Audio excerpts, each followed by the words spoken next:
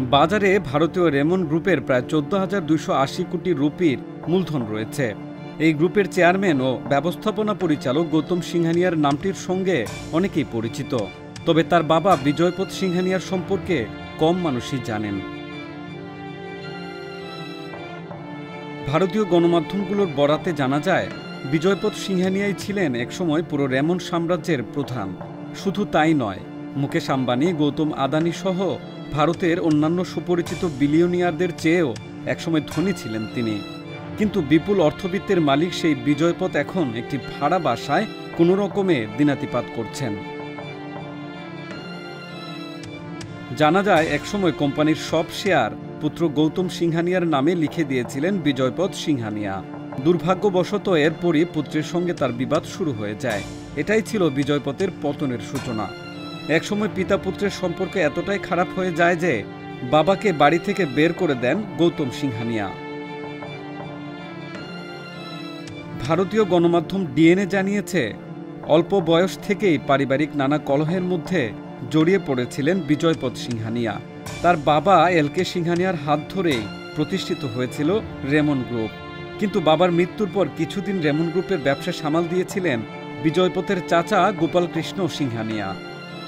বিজয়পথ দাবি করেন, চাচার মৃত্যুর পর তার চাচাতো ভাইয়েরা রেমন সাম্রাজ্যের নিয়ন্ত্রণ নিয়ে নেওয়ার চেষ্টা করেছিলেন।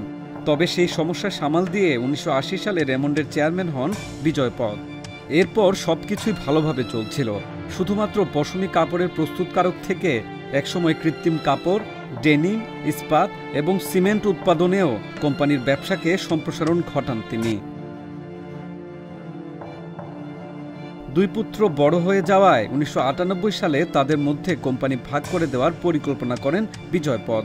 তারপর মধুপতি নামে তার এক পুত্র পারিবারিক সব বন্ধন ছিন্ন করে সিঙ্গাপুরে চলে যান। এই অবস্থায় বাধ্য হয়ে অপর ছেলে গৌতম সিংহানিয়াকেই কোম্পানির সব শেয়ার দিয়ে দিয়েছিলেন বিজয়পথ। বিজয়পথ দাবি করেন, একটি জমি নিয়ে এই বিবাদের জেরে গৌতমের সঙ্গে তার সম্পর্ক তলানিতে পৌঁছেছে।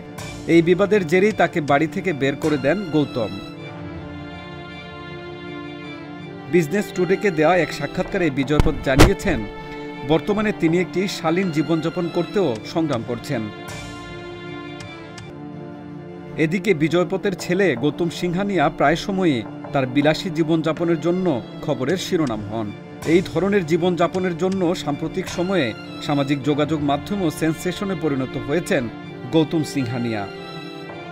কারটোকে প্রকাশিত একটি প্রতিবেদন অনুসারে নিত্য নতুন গাড়ির প্রতি আকর্ষণ অনুভব করা এই বিলিয়নিয়ার সম্প্রতি 750S মডেলের একটি ম্যাকলারেন গাড়ি কিনেছেন। তার বিলাসবহুল গাড়িবহরে তৃতীয় ম্যাকলারেন এটি।